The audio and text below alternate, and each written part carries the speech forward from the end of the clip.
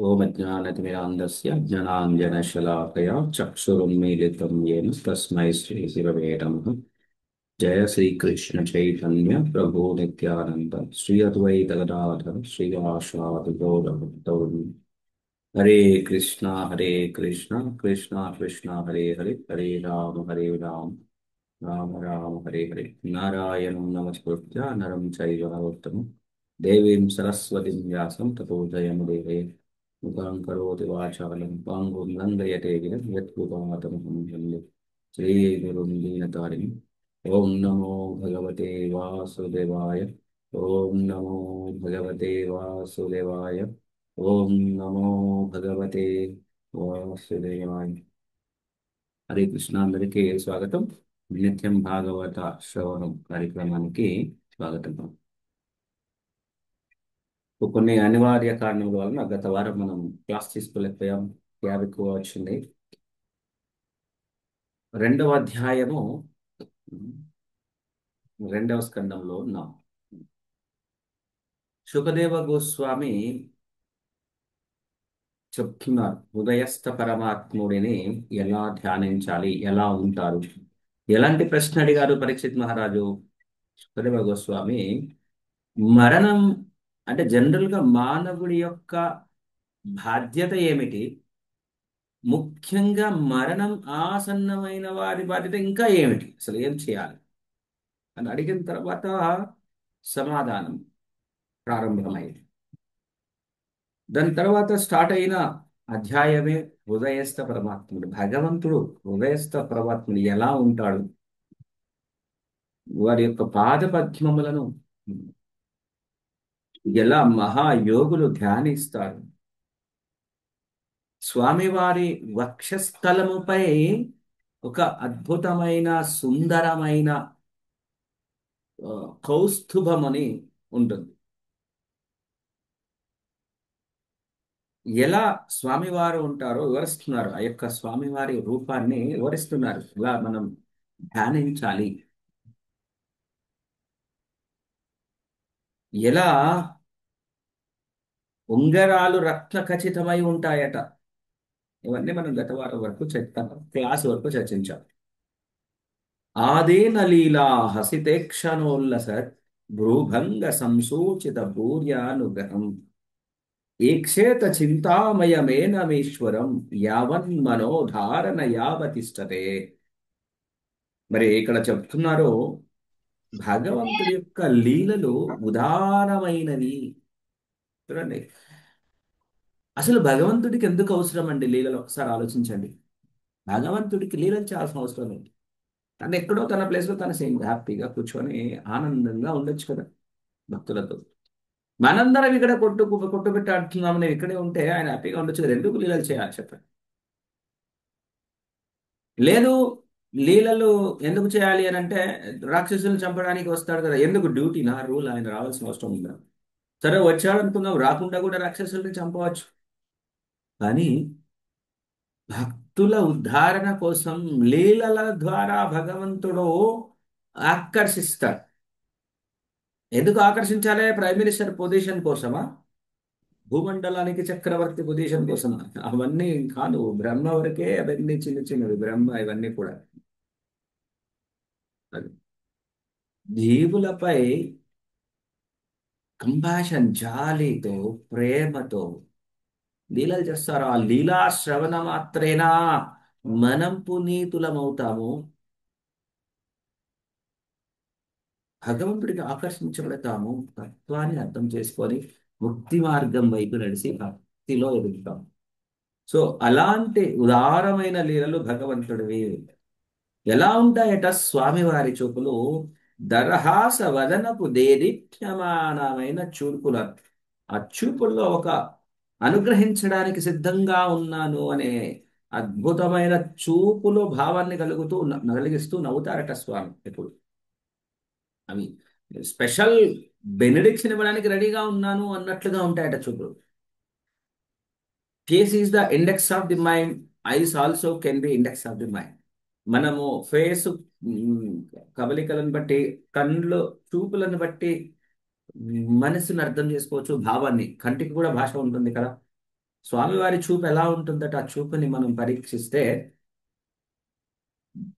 Special వరాలు, విశేషమైన వరాలు ఇవ్వడానికి సిద్ధంగా ఉన్నాను, నువ్వే రెడీగా లేవు అనేది indirect line. You are not ready to ask and surrender. అది ఇండెక్స్, సూచన అన్నమాట. అంటే స్వామివారి చూపు అలా ఉంటుంది. సో అలాంటి స్వామివారి రూపాన్ని మనం ఎప్పుడూ ధ్యానించాలి. అయితే ఈ అధ్యాయంలో స్వామివారి మీద ఎలా మనము ధ్యానము కుదర్చాలి అని చెప్తుంది. మనకి మాత్రం ముఖ్యంగా ఈ హరి హరినామాన్ని, హరే కృష్ణ హరే కృష్ణ కృష్ణ కృష్ణ హరే హరే హరే రామ హరే రామ రామ రామ హరే హరే, ఈ యొక్క కలియుగంలో ఈ మంత్రాన్ని జపిస్తూ ఆ మంత్రాన్ని శ్రవణం చేస్తే చక్కగా సాగిపోతుంది. ఒకవేళ స్వామి వారిని చూడాలంటే ఇలా చూడాలి. ముఖ్యంగా ధ్యానం చేసినప్పుడు ఎలా ఉండాలి అని ఇక్కడ చెప్తుంది. మరి ఈ ఈ ఈవెన్ స్వామివారి దర్శనము మనం మందిరంలో చూసుకున్న ఆ హృదయస్థ పరమాత్ముడిని దర్శనం చేసుకున్న ఎలా ఉండాలి? స్వామి పరమాత్ముడి యొక్క పాద పద్మముల నుంచి స్టార్ట్ చేసి మన కళ్ళని పైకి వెళుతూ వెళుతూ ఆ చక్కనైన దరహాసము, ఆ చిరునవ్వు వరకు వచ్చి పైకి ఫేస్ మొత్తం చూడాలి. పైకి కింద నుంచి ఒక్కొక్క అంగంని చూస్తూ పైకి రావాలి అని ఇక్కడ సుఖదేవ గోస్వామి చక్కగా చెప్తున్నారు. ఇంకా ఒక ఒక ముఖ్యమైన విషయం చెప్తుంది. భగవంతుడికి ఒక విశ్వరూపం అనేది ఒకటి ఉంది కదా, విశ్వరూపం. ఆ విశ్వరూపాన్ని ఎవరు స్మరించాలి? ఇప్పుడు కొంతమంది ఆ స్వామివారి విశ్వరూపాన్ని ధారణ చేస్తారు, ధ్యానం చేస్తారు.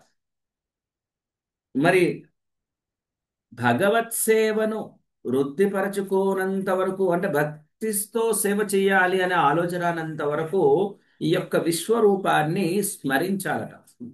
అంటే అది అలాంటి వారి కోసమే అని అర్థం. భగవత్ సేవ చేయడానికి అనుకూల్యత మనసు సిద్ధించింది అనుకోండి, మనసు ఒప్పుకొని బుద్ధి హ్యాపీగా అటువైపు వచ్చాడు అనుకోండి, చక్కగా భక్తి యుక్త సేవలో నెలకొనవచ్చు. మరి యోగి ఉంటారు చూసారా, ఎవరైతే తపస్సు చేస్తారో ధ్యాన యోగి, ఈ భౌ యోగికి ఒక శక్తి ఉంటుందండి. తన శరీరం ఎప్పుడు వదిలిపెట్టవచ్చు, తనకు కావలసినప్పుడు వదిలిపెట్టవచ్చు, ఆ శక్తి ఉంటుంది. ఆ యొక్క శక్తి.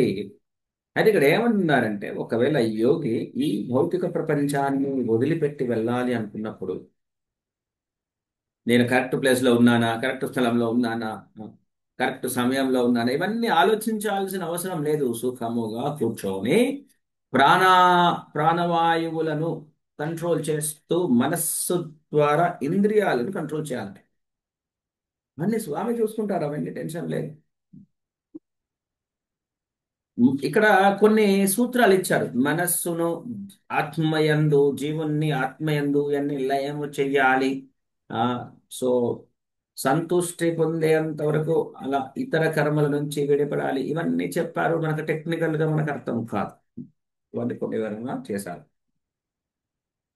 సో అలా ధారణ, భగవంతుడిపై మనస్సు లగ్నం కుదిరగా లబ్ధోపశాంతి అనే స్థితికి వస్తారట. లబ్ధోపశాంతి. ఆ లబ్ధోప శాంతి అనే దివ్య స్థితిలో ఎలా ఉంటుంది? చాలా సుఖంగా ఆనందంగా ఉంటాడు, ఎలాంటి భయం ఉండదు.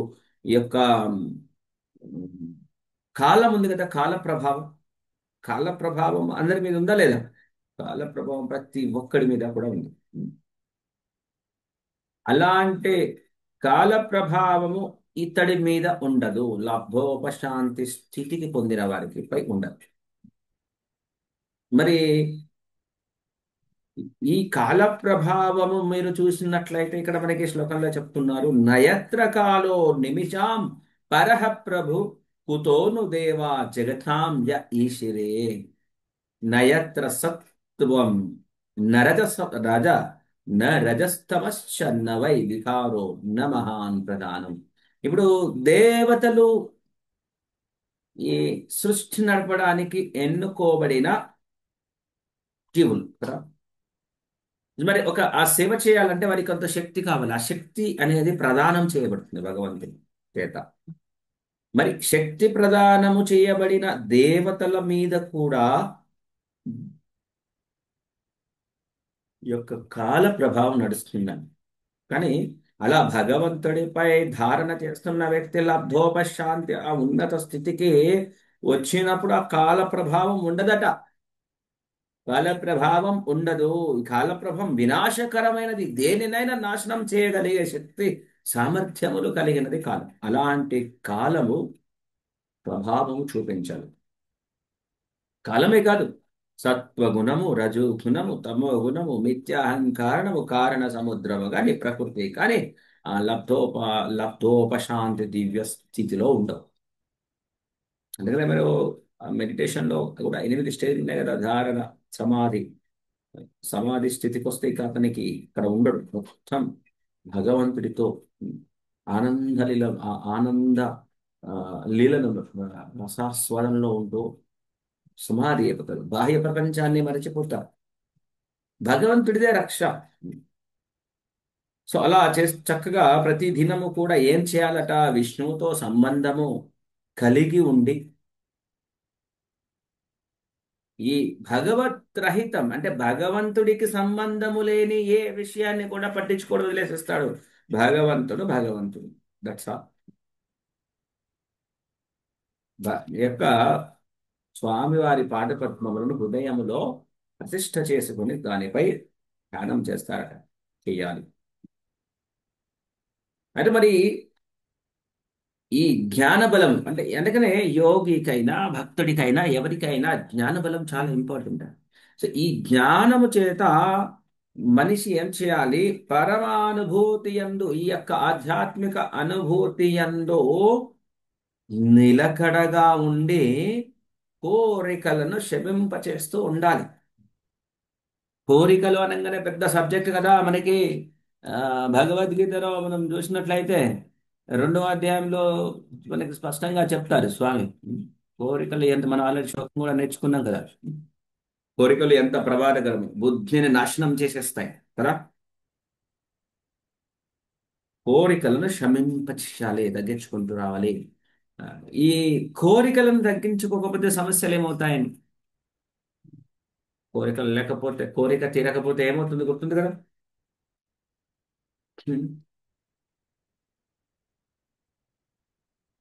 కోరిక ఎవరికి గుర్తుంది చెప్పండి చూద్దాం. కోరికలు తీరకపోతే కోపం వస్తుంది, క్రోధం. కోరిక తీరకపోతేనా కోరిక తీరితేనా? తీరకపోతే క్రోధం కదా ప్రభు. ఆ, తీరకపోతే కోపం వస్తుంది. క్రోధం. క్రోధం. తీరితే ఇంకా కోరికలు వస్తాయి. తీరితే ప్రాబ్లం లేదుగా. ఇంకా కోరికలు వస్తాయి ప్రభుజీ. ఇంకా ఇంకా వస్తాయి రైట్, ప్రభు. దాన్ని ఇంకా ఏమంటాం? ఇంకా కరెక్ట్, దాన్ని ఏమంటాం? ఇంద్రియ అధిక ఇంద్రియాలు లోభం. లోభం. లోభం. లోభం. చూడండి, కోరికల వల్ల రెండు సమస్యలే. కోరిక ఇది మెయిన్. అరే కోరికలు ఉంటే తప్ప అంటారు. జ్ఞానం లేని వాళ్ళు కావచ్చు, కొద్ది కొద్దిగా స్టార్ట్ అయినాం, ఏం చిన్న చిన్న కోరికలు అంటే జీరో చేసుకోవాల్సిన అవసరం లేదు. మళ్ళీ జీరో అవసరం లేదు. ఎంతవరకు మనకి భాగవతంలో కూడా వస్తుంది. ప్రభువుల వారు చెప్తారు చక్కగా, ఆరోగ్యం ఉన్నంత వరకు సాధన చేసుకోవడానికి, నాకు చక్కగా ఆరోగ్యం సహకరించడానికి, బేసిక్ నీడ్స్ కోసం అది పెద్ద కోరిక కాదు. ఈ ఈ కోరికలు అని అంటే, కోరికలు అన్నప్పుడల్లా ప్రతి చిన్న డిజైరు అది అది కాదు. ఏంటంటే అంటే ప్రొహిబిటెడ్ థింగ్స్ కి adamant desire for prohibited things అని వస్తుంది. మెయిన్ గా చెప్పాలంటే లస్ట్, అన్నెసెసరీగా ఈ శరీరాన్ని బంధనంలో చిక్కుకునే విధంగా బేసిక్ నీడ్స్ కి ఎప్పుడు తప్పలేదు. బేసిక్ నీడ్స్ కోసం తప్పగా ప్రయత్నం చేయాలి. కాబట్టి ఈ యొక్క కోరికల నుండి ఉపశమనము పొందే విధంగా శమింప చేయాలి. ఇక్కడ ఇక్కడ కొన్ని చాలా టెక్నికల్ చెప్పారు. కాళ్ళని ఎలా పాదముల కింద మడిచిపెట్టి కూర్చోవాలి, ప్రాణవాయువుని ముఖ్యమైన స్థానాలలో ఆ, మనం చూసాం కదా.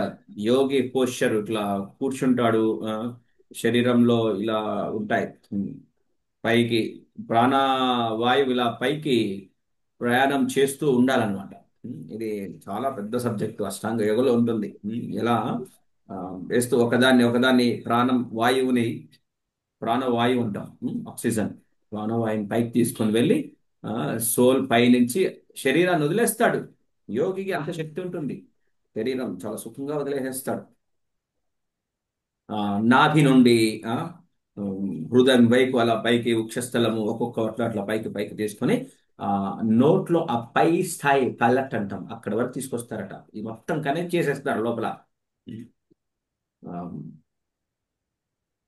సప్త ద్వారాలను కూడా నిరోధించి భగవంతుడి దగ్గరికి చేరుకోవాలి అనే లక్ష్యముతో కలిగి ఉండాలి. ఒక విషయం, భోగ అనుభవ కోరికల నుండి విముక్తుడవ్వాలి. ప్రస్తుతానికి ఇదంతా కూడా ఫస్ట్ స్టెప్ లో అష్టాంగ యోగ చెప్తున్నారు. భగవద్ రాజ్యము చేరాలి అనే కోరిక ఉండాలంటే భోగానుభవం. ఈవెన్ భక్తి అయినా ఏదైనా ఇదైతే కామన్ కాదు, స్టేజీ ప్రాసెస్ డిఫరెన్స్. భోగానుభవ సమస్త కోరికల నుంచి క్లోజ్. చూడండి, భోగానుభవం చెయ్యాలి అని అంటే దాని అర్థం ఏంటండి? శరీర స్థాయిలో ఎంజాయ్ చేయాలని చూస్తున్నాము, ఇంకంటే ఏంటి, శరీర భ్రాంతిలోనే ఉన్నాము అని అర్థం. ఇంకెందుకు మరిగా నీకు శరీర భ్రాంతిలో ఉన్నప్పుడు ఇక్కడ ఎందుకు? భౌతిక శరీర భ్రాంతి. భోగానుభవం అనేది ఉండకూడదు. భోగానుభవ కోరికల నుండి విముక్తుడై అలాంటి వ్యక్తి బ్రహ్మరంధ్రము దగ్గరికి చేరుకుంటాడు. బ్రహ్మరంధ్రము తలలో ఇక్కడ ఉంటుంది, బ్రహ్మరంధ్రం వరకు చేరి ఆ వెళ్ళిపోతుంది ఆత్మ, భగవద్ధామం వెళ్ళిపోతుంది. యోగులు చాలా వరకు వాళ్ళకి ఆ శక్తి వచ్చినప్పుడు అలాగే వెళ్ళిపోతారు, భగవద్ధామం అలా వెళ్ళిపోతారు. సో ఇంకా ఇక్కడ ఒక రిస్క్ చెప్తున్నారు, చాలా ఇంపార్టెంట్ పాయింట్, జోర్ చేయండి.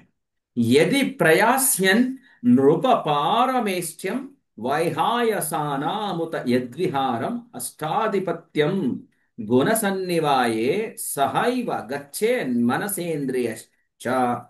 అష్టాధిపత్యం, ఇందులో ఒక మంచి మాట వాడారు, అష్టాధిపత్యం. బాగుంది కదా, అష్టాధిపత్యం అంటే ఏంటో తెలుసా? అష్టసిద్ధులు. అష్టసిద్ధులు, సత్యం, సిద్ధులు పొందాలి.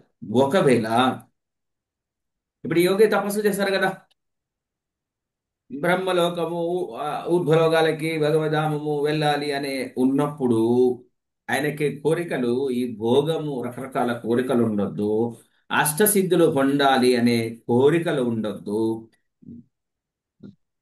లేదంటే ఏదో ఒక ప్లానెట్కి వెళ్ళి స్వర్గము ఎక్కడికో వెళ్ళి నేను భోగించాలి, ఎంజాయ్ చేయాలని రకరకాల కోరికలను కలిగి ఉండకూడదు. ఒకవేళ అలాంటి కోరిక ఉన్నది అనుకోండి, ఆయన పరిస్థితి తన మనస్సు ఊర్ధ్వలోకాలకు వెళ్ళినప్పుడు ఫస్ట్ ఆఫ్ ఆల్ యోగి తపస్సు చేసినప్పుడు ఏమవుతుందంటే ఊర్ధ్వలోకాలకు వెళ్ళిపోతాడండి, ఇది గుర్తుపెట్టుకోవాలి. ఊర్ధ్వలోకాలకు వెళ్తుంటాడు. ఆ, ఊర్ధ్వం గచ్చంతి సత్వత అని వస్తుంది కదా భగవద్గీతలో. మరి ఊర్ధ్వలోకాలకు పోతున్నప్పుడు అల్లా హృదయం శుద్ధి కావాలి భౌతికం నుంచి. ఈ యోగి ఇలాంటి కోరికలు ఉన్నాయనుకోండి, పై లోకాలకి వెళ్తూ కొంచెం వెళ్తూ వెళ్తూ కూడా ఈ ఈ భోగ కోరికల నుంచే ఉండాల్సి వస్తుంది, రిస్క్ అవుతుంది, మధ్యలో ఇంత రిస్క్ అయిపోతుంది. ఆ మనస్సును అలాగే తీసుకుని వెళ్ళిపోతాడు, ఎక్కడో కపిల్మని పడిపోయి వేసుకుంటాడు. యోగి అనేవాడు తన ఆధ్యాత్మిక దేహము, స్పిరిచువల్ బాడీ, నేను ఆత్మని, ఈ సూక్ష్మ స్థూల శరీరములతో నాకు సంబంధం లేదు, నా ఆధ్యాత్మిక దేహము కోసమే పరితపిస్తాను అనే పద్ధతిలో ఉండాలి తప్ప ఈ భౌతిక భోగముల కోసం పరితపించకూడదు. మనము ఇదివరకు చాలాసార్లు వెరీ స్టార్టింగ్ లో చర్చించామనుకుంటా కదా ఆన్లైన్ లో. మన ఏంటి శరీరం ఎలా ఉంటుంది? సూక్ష్మ శరీరం, సారీ స్థూల శరీరం, స్థూల శరీరం, సూక్ష్మ శరీరం. సూక్ష్మ శరీరం. చాలా స్టార్టింగ్ లో చర్చించాము ఇది ఆన్లైన్ లో. సూక్ష్మ శరీరం లోపల సోల్, ఇది సోల్. ఈ రెండు పోవాలి, ఇదే మనకు సంబంధం. ఈ రెండు వెళ్ళినాక ఆధ్యాత్మిక లోకాలలో చక్కనైన ఒకటే శరీరం వస్తుంది, ఆధ్యాత్మిక శరీరం.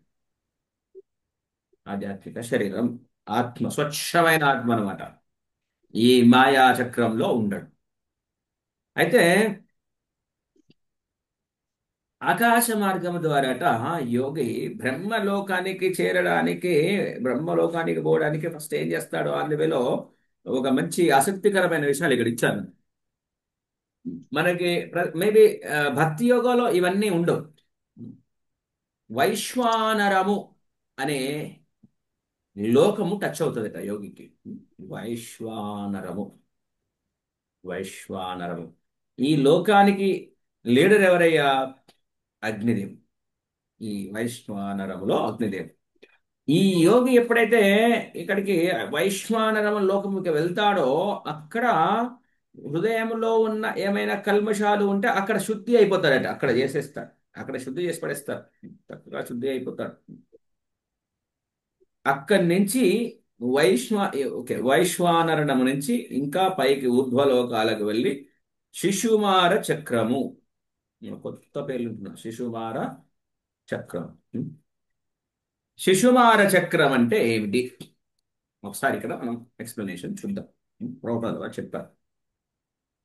మనకి ధ్రువ నక్షత్రం అనే పేరు విన్నాం కదా, ఎవరు విన్నారు? ఎక్కడ విన్నారు? గుర్తుందా? విన్నా ప్రభు. ఎవరు? ప్రభుజీ ఎవరిది? ధ్రువుడు ధ్రువుడు తపస్సు చేసి ధ్రువుడు. ధ్రువ మహారాజ్ ప్రభుజీ. ధ్రువ మహారాజుకి ఆ, తపస్సు చేసినప్పుడు స్వామి ఇస్తారు ధ్రువ నక్షత్రానికి అధిష్టానేత్రి అంటే. ఆ ధ్రువ నక్షత్రానికి సంబంధించిన చక్రం ఏదైతే ఉందో, వాస్తవానికి మన గాలిలో చక్రాలు అవి ఏమంటాము, ఇట్లా నక్షత్రాలు అన్ని చూస్తున్నాం కదండి. ఇప్పుడు ఇది ధ్రువ నక్షత్రం అయితే ప్రతి దానికి కూడా ఇప్పుడు మనము నూనె పట్టించినప్పుడు ఒక ఇరుసు ఉంటుంది చూసారు, అట్లా పట్టడానికి ఒక చక్రానికి. చెరుకు మిషన్ కూడా అట్లా, ఇది ఇరుసు అంటాం. ఈ నక్షత్రం అయిన ఉట్టిగానే తిరగవు, ఇరుసులు ఉంటాయి. ఇవి మనకు కనబడవు, మనకి అన్ని కనబడవు. అది ధ్రువ నక్షత్రానికి సంబంధించిన శిశుమార చక్రం. ఆ శిశుమార చక్రము దగ్గరే క్షీరోదక సాయి విష్ణు ఉంటారు. క్షీరోదక సాయి విష్ణు అంటే వాస్తవానికి ఈ విశ్వంలో ఉన్న వీటన్నిటికంటే కూడా హయ్యెస్ట్ పొజిషన్ ఇచ్చారు స్వామి. అక్కడ స్వామి కూడా చెప్తారు, ఇది ఎవరు మన మాత్రం అసలు ఎవరు పొందే లోకం కాదు, స్వామి ఇచ్చేస్తారు. మనకు ఆ స్టోరీ తెలుసు. అయ్యో నేను అనవసరంగా చింతపిక్కల కోసం వచ్చాను, మళ్ళీ పదవి పొందాల్సి వచ్చింది అని బాధపడతాడు రోమర్. అదే ఈ శిశుమార చక్రమే ఒక చీల ఇదనమాట. ఈ శిశుమార చక్రమే ఇది ఒక చీల మండలంగా ఉంటుందట. గర్భోదక సాయి విష్ణు నాభి అట. గర్భోదక సాయి విష్ణు నాభిలాగా ఉంటుందట ఇది బేస్. గర్భోదక సాయి విష్ణు నాభిలా పిలుస్తారట. అయితే యోగి మాత్రం ఒక్కలే ఈ శిశుమార చక్రాన్ని దాటి మహర్లోకాన్ని చేరతారట. అక్కడ మహర్లోకంలో అద్భుతమైన ఆ అంటే బ్రహ్మ విధుల చేత ఆ లోకంలో పూజలు అవుతారు. అంటే ఇదంతా స్టెప్ ప్రాసెస్.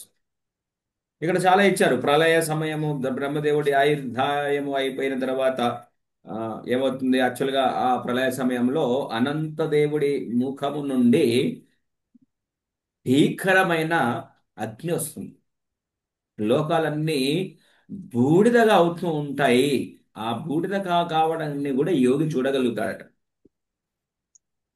ఆ బూడిద అవుతున్నప్పుడు ఈ యోగులు ఏం చేస్తారు? ఆ స్థాయిలో ఉన్న వాళ్ళందరూ, అక్కడికి చేరుకున్న వాళ్ళందరూ కూడా సిద్ధ పురుషులందరికీ వాళ్ళు ఉపయోగించడానికి కొన్ని కొన్ని ప్రత్యేకమైన విమానాలు ఉంటాయి. ఆ, అంటే ఆ, ఆ, వీళ్ళందరూ కూడా ఆ విమానాల ద్వారా ప్రయాణం చేస్తారు. అంటే ఇప్పుడు బ్రహ్మకి ఆ, ఈ ప్రళయము ఎన్ని రకాలుగా ఉంటుందంటే, నిత్య ప్రళయము ఆ, బ్రహ్మ ఆయుష్ అయినప్పుడు ఒకటి ఉంటుంది. బ్రహ్మకి పగులు ఉంటుంది కదా, మన ప్రకారం 12 అవర్స్ లాగా. రాత్రి జస్ట్ బిఫోర్ స్లీపింగ్, పగులు అయిపోయింది, బ్రహ్మదేవుడు పడుకోవాలన్నప్పుడు ఒక ప్రళయం వస్తుంది. ప్రళయం వస్తుంది. బ్రహ్మకి 100 ఇయర్స్ నిండినప్పుడు ఇది మహాప్రళయం అనమాట, ఒకటి వస్తుంది. ఇలా ప్రళయాలు నడుస్తూ ఉంటాయి. సో ఈ నిత్య ప్రళయం అంటే బ్రహ్మకు ఒక్కొక్క రోజు అయినప్పుడల్లా, వచ్చే ప్రళయం జరిగినప్పుడల్లా కింద లోకాలు పోతూ ఉంటుంటే వీళ్ళందరూ ఉపయోగిస్తారు. మహర్లోకం నుండి ఆ విమానాలు తీసుకుని సత్యలోకానికి వెళ్తారట. అక్కడ వాళ్ళ ఆయుష్ కూడా మనకి ఇచ్చారు. 1548 ఏమో ఉన్నట్టుంది. 1548 తర్వాత 1548 తర్వాత ఎన్ని సున్నాలు పెట్టారు? 5 2 7 10 సున్నాలు పెట్టారు. 10 10 జీరోస్ పెట్టారు. అన్ని సంవత్సరాల ఆయుష్ ఉంటుంది అక్కడ. ఇవన్నీ ఆ, ఈ సృష్టి అనేది అసలు ఎలా ఉంటుంది, వీళ్ళందరూ ఎలా వెళ్తారు, యోగి ఎలా వెళ్తాడు, భక్తుడు ఎలా వెళ్తాడు అని తెలుసుకునే క్రమంలో ఇక్కడ యోగి గురించి చెప్పారు. ఉదయస్థ పరమాత్మని ధ్యానం చేస్తే వాళ్ళు ఎలా చేస్తారు, ఎలా వెళ్తారు, ఎక్కడెక్కడ ఏం జరుగుతుంది. అయితే సత్యలోకం గురించి కూడా ఇక్కడ చెప్తారు. సత్యలోకం ఎలా ఉంటుంది మనం విన్నాం ఇంతవరకు కదా. సత్యలోకము బ్రహ్మదేవుడు ఉంటాడు, అక్కడ ఎలా ఉంటుంది మనకు తెలియదు కదా. నయత్ర శోకో నజరా నమృత్యుర్నార్నిత్త చోద్వేగ రుతే కుతశ్చిత్ యశ్చిత్ తతోద కృపయా నిదం విదాం దురంత దుఃఖ ప్రభవాను దర్శన. సత్యలోకంలో శోకము, టెన్షన్, బాధ ఉండదు. ముసలితనం ఉండదు. రోగాలు ఎక్కడ ఉంటాయి? ఏమి ఉండవు కదా. లేదంటే ఇక మరణము లేదు. అదేంటి మరణం లేదంటున్నారు, పెద్ద టెన్షనే కదా. ఇక్కడ మరణం ఎప్పుడైనా లేదు అని అంటే దాని అర్థం గుర్తుపెట్టుకోండి. ఈవెన్ మీరు స్వర్గంలో కూడా మరణం లేదు అంటే ఇంటరిమ్ డెత్ ఉండదు అని అర్థం. మరణం అంటే మధ్యంతర చావు ఉండదు కదా. ఇప్పుడు మనిషి ఉన్నాడు, 100 ఏళ్ళ ఆయుష్ రాస్తే 100 ఏళ్ళు బతుకుతాడా? చెప్పండి. ఐడియా ఉందా కదా. లేదు ప్రభుజీ, బతకరు ప్రభుజీ. నడవడానికి లేదు. మధ్యంతర ఉత్తర్వులు జారీ అవుతాయి, గండాలు ఉంటాయట. Yes, ఆ ప్రభుజీ. గండాల ప్రకారం ఎప్పుడైనా ఆ గండాలు దాటితే మొత్తానికి అది ఎగ్జాక్ట్ గా కాదు కానీ నేను సుమారుగా అక్కడ ఇక్కడ రాష్ట్ర తెలిసిన విన్న ప్రకారం ఒక 3 4 ఎవ్రీ 10 years 7 years ఒక గండం ఉంటుందట. కొన్ని సంవత్సరాలకి ఒక 3 4 అనుకోండి రఫ్ గా. ఆ గండాలన్నీ దాటితేనే ఇక ఫుల్ ఆయుష్కి వస్తారు. కానీ ఈరోజు ఎన్ని గండాలండి, అడుగడుగున్న క్యాన్సర్ గండం, రోగాల బాంబుల గండం, రోగాల గండం చాలా డేంజరస్ గా ఉన్నాయి. అక్కడ ఉద్వేగం ఉండదట. అక్కడ ఉద్వేగం, టెన్షన్, ఆర్తి, ఎలాంటి టెన్షన్ ఉండదు. మరి బ్రహ్మలోకం, సత్యలోకం యొక్క చాలా బెస్ట్ మన ప్లేస్ ఇక్కడతో పోలిస్తే. సో దాని తర్వాత అట్లా వాళ్ళ సిచ్యువేషన్ తగ్గట్టు కంప్లీట్ గా బ్రహ్మకి 100 years నిండినప్పుడు బ్రహ్మ దేవుడితో పాటు వీళ్ళందరూ కూడా విష్ణు భగవానునిలోకి ఎంటర్ అయిపోతారు. అది కూడా వస్తుంది అని. మరి సత్యలోకము చేరినాక ఏమవుతుందట అంటే ఇక్కడ రాశారు, ఇక్కడ ఇచ్చారు. భక్తుడు స్థూల దేహమును పోలిన దాని అందే సూక్ష్మ దేహమును విశేషముగా భయరాహిత్యమును నెలకొని క్రమముగా ఇది మనకు కొంచెం అర్థం కావడానికి కొంచెం కష్టం. అక్కడ ఉండే దేహము వేరే విధంగా ఉంటుంది. ఎట్లా ఉంటుందంటే ఆకాశ రూపమును పొందుతుందట. ఆకాశ రూపముని పొందుతుందట. మనం ఊహించుకోవడం కష్టం. బ్రహ్మదేవుడి యొక్క శరీరము ఇంటెలిజెన్స్ తో తయారు చేయబడిందండి. మనకు అర్థమవుతుంది అది కాదు. మనకి రూపం అంటే మనకు తెలిసింది ఇలా, మనం ఎలా చూస్తున్నాం ఇది ఒకటే. ఇంకా చాలా రకాలు ఉన్నాయి, అది మన ఊహ కూడా అందవు. తర్వాత స్థూల సూక్ష్మ రూప ఆవరణలు దాటి అహంకార స్థితి యందు ప్రవేశించి ప్రకృతి గుణములను లయింపచేసి సత్వగుణ అహంకారాన్ని పొందుతారట. సత్వగుణ అహంకారం. మనకి ఇక్కడ ఏముంటుందంటే రజోగుణ తమోగుణ అహంకారం ఉంటుంది. మామూలు సత్వగుణ అహంకారం ఉండదు. అంటే అసలు మిథ్యా అహంకారం అంటే ఏంటి? ఫస్ట్ ఆఫ్ ఆల్ అహంకారం అంటే గర్వం కాదు, గుర్తుపెట్టుకోవాలి. అహంకారం అంటే నేను ఈ శరీరాన్ని అనే భావం. మనదంతా కూడా మిథ్యాహంకారం. ఇక్కడ నేను ఈ శరీరాన్ని అనుకున్నాను. సత్వగుణ అహంకారం అంటే నేను ఆత్మని, ఐ ఆమ్ ది సోల్. ఆ స్థాయికి చక్కగా పట్టేస్తారు. అహంకారం యొక్క ఇంతకుముందు అది పొందిన తర్వాత నెమ్మది నెమ్మదిగా ఆ అహంకారం కూడా మహత్తత్వం నందు విలీనమైపోతుంది. సో ఇవి కొన్ని కొన్ని పదాలు అర్థం కాకపోయినా టెన్షన్ లేదు, అక్కడ లోకం గురించి చెప్తున్నారు అని అనుకుందాం. మనం ఒకసారి అన్ని పాయింట్స్ టచ్ చేయాలి కాబట్టి ముందుకు వెళ్తున్నాం. నెమ్మది నెమ్మదిగా చక్కగా కొన్ని కొన్ని కొత్త విషయాలకు వెళ్తాం. సృష్టి కూడా ఎలా ఉంటుంది తెలుసుకుంటుంటాం మనం. సో ఈ విశుద్ధాత్మ హృదయం ఈ హృదయం శుద్ధి పొందిన తర్వాత చక్కగా ఆనందాన్ని పొందుతూ భగవత్ ఆ, సాంగత్యానందాన్ని పొందగలం. సో అక్కడికి పోయినాక ఇక భౌతిక స్థితికి ఆకర్షణకు పొందరటండి వెళ్ళిపోయినాక. కాబట్టి ఇంకా స్టెప్ ఉంది, ఇంకా ముందు పోవడానికి టైం ఉంది, అంతే తేడా. భక్తుడికి ఇంత పెద్ద స్టెప్ ప్రాసెస్ ఉండదు. ఇక్కడి నుంచి డైరెక్ట్ ఎక్కడికి వెళ్ళిపోతాడు? వైకుంఠం ఆర్ గోలోకం. యోగి అనేటప్పుడు ఏమవుతుంటే ఇగో చూడండి, మనం ఏదన్నా ప్రాసెస్ మళ్ళీ అక్కడికి వెళ్ళేదంతా ఉంటుంది. యోగి కూడా వెళ్తాడు, వైకుంఠం వెళ్తాడు. ఇక్కడ పరీక్షిత్ మహారాజుకి లాస్ట్ ఒక విషయం చెప్తున్నారు. పరీక్షిత్ మహారాజా, నువ్వు చక్కనైన ప్రశ్న అడిగావు, దానికి సరైన సమాధానము నేను వేదం ప్రకారం ఉన్నదని తెలుసుకో. ఇది నిత్యమైన సత్యము. ఇక్కడ ఒక ముఖ్యమైన అద్భుతమైన విషయం చెప్తున్నాను మన పరంపర గురించి. ఈ జ్ఞానం అంతా కూడా సుఖదేవ గోస్వామి ఏదో తనను తాను ఊహించుకొని చెప్పడంలే. ఎలా వచ్చిందట? ఏతే శృతీతే నృపవేదగీతే త్వయాభిపృష్టే చ సనాతనే చ ఏ వై పురా బ్రహ్మణ అహతుష్ట ఆరాధితో భగవాన్ వాసుదేవ. వాసుదేవుడు బ్రహ్మదేవుడి పట్ల వాసుదేవుడు సంతృష్టి పొంది స్వయంగా కృష్ణ భగవానుడి జ్ఞానాన్ని ఇచ్చారు. ఆ జ్ఞానాన్ని నీకు ఇస్తున్నాను.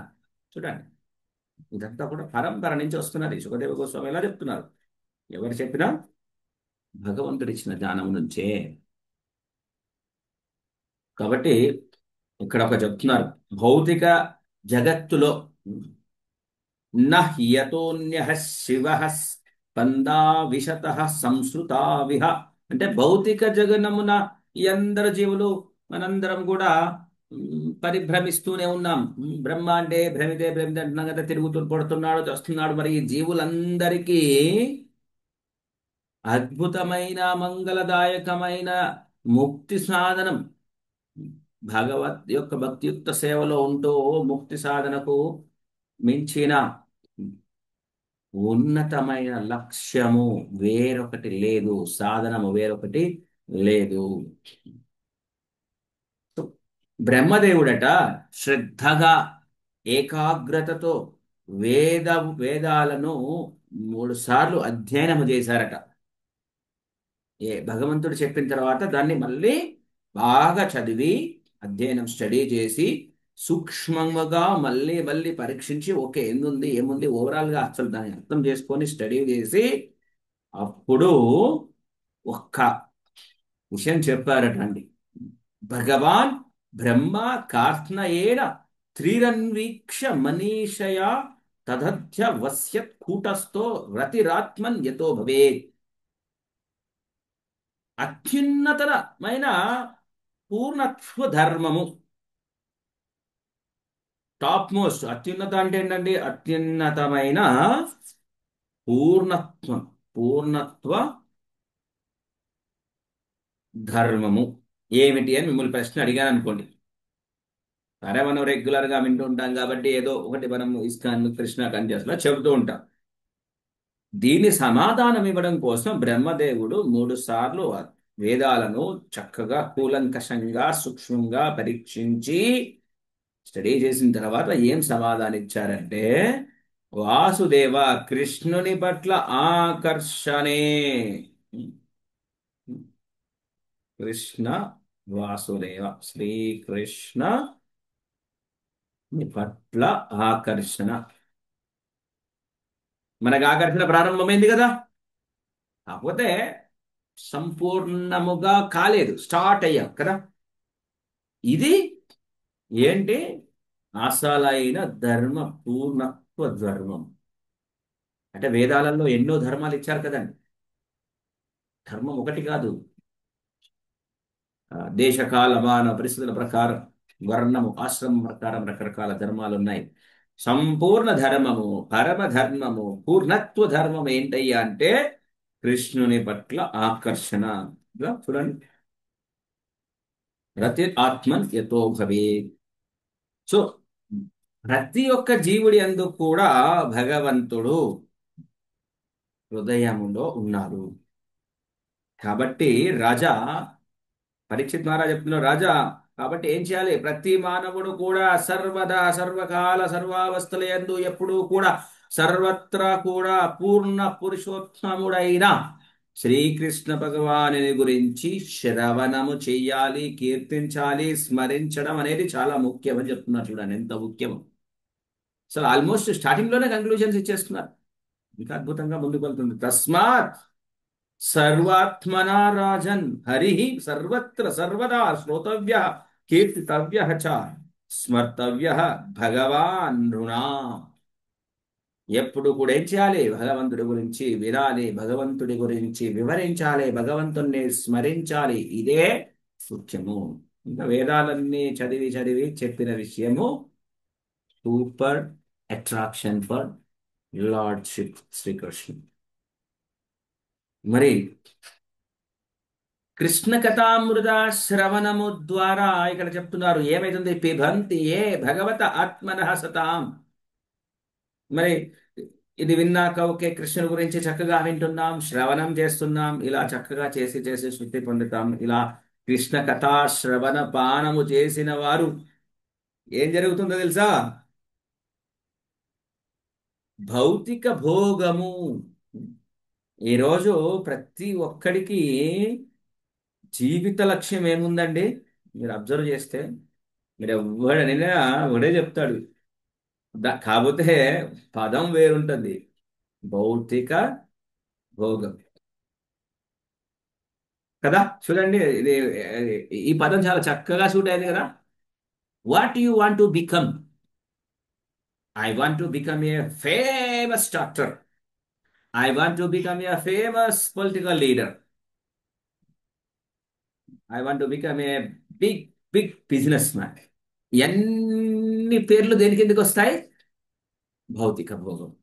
భౌతిక భోగమే జీవన లక్ష్యముగా కలిగిన మానవుడి పరిస్థితి ఎప్పుడైతే చక్కగా శ్రీకృష్ణ కథామృత శ్రవణం చేస్తారో ఈ చెత్త లక్ష్యము నుంచి శుద్ధి పొందుతాడు.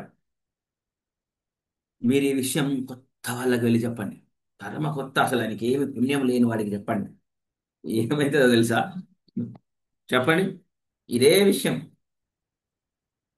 అందరు కొత్త వాళ్ళు కాదు, కొంతమంది మంచి వాళ్ళు అర్థం చేసుకోవాలి సార్. బట్ ఏమాత్రం పుణ్యసూక్తి లేకుండా పొరపాటున ఉన్నవాడికి చెప్పామనుకోండి, ఆయన భావం ఎలా ఉంటుందంటే, అమ్మ ఏంటి ఎంజాయ్మెంటే వద్దంటున్నావు, నన్ను మొదటి రోజు ఎంజాయ్మెంట్ గురించి వదిలేయమంటున్నావు, ఎక్కడ బాబు వదిలేనని అనేస్తాడు. మిగిలిన అన్ని క్లాసులు వినలేదు, వాస్తవం తెలుసుకునే పరిస్థితి లేదు కదా. ఇది పవిత్ర లక్ష్యం, జీవిత లక్ష్యం. అది శుద్ధి అవుతుంది. ఆ భౌతిక భోగ స్థితి అనేది శుద్ధి అవుతుంది. అందుకనే మనం శ్రవణం శ్రవణం కీర్తనం స్మరణం ఇవన్నీ చేస్తూ ఎంత వీలైతే అంత చేస్తూ ఉండాలి. అప్పుడు ఎప్పుడైతే ఈ భోగ లక్ష్యం ఏదైతే ఉందో అది శుద్ధి పొంది స్వామివారి పాదపద్మ సేవకు ఆకర్షణ అయిపోయి చక్కగా భక్తియుక్త సేవలో నెలకొని భక్తి అనేది మనం పొందుతాము. సో ఈ రోజుతో మనం 2వ అధ్యాయాన్ని కంప్లీట్ చేసాం భగవత్ కృపతో, ఆచార్యుల కృపతో. సో మనం 2వ స్కంధంలోకి ప్రవేశించాం. మనం మ్యాక్సిమం వీలైనంతగా వివరణాత్మకంగా ప్రయత్నం చేస్తున్నాం. 3వ అధ్యాయం విశుద్ధ భక్తియుక్త సేవ, ప్యూర్ డివోషనల్ సర్వీస్, హృదయ పరివర్తన మన హెడింగ్ లోకి మనం తదుపరి క్లాస్ లో చర్చిస్తున్నాము. ఎలా ఉండాలి ఇవన్నీ కూడా తదుపరి క్లాస్ లో చర్చిద్దాం. హరే కృష్ణ హరే కృష్ణ కృష్ణ కృష్ణ హరే హరే హరే రామ్ హరే రామ్ రామ్ రామ్ హరే హరే. ఏమైనా ప్రశ్నలు ఉన్నట్లయితే ప్రశ్నలు, సలహాలు, సూచనలు. హరే కృష్ణ ప్రభు. హరే కృష్ణ ప్రభు. ప్రభు లైవ్ రాలేదు ఇవాళ, ఓన్లీ రికార్డ్ అని వచ్చింది ప్రభు. ఎస్ ప్రభు, నేను రికార్డింగ్ పెట్టాను. ఏదో లైవ్ ఆ టైంలో ప్రాబ్లం వచ్చింది. అదే. నేను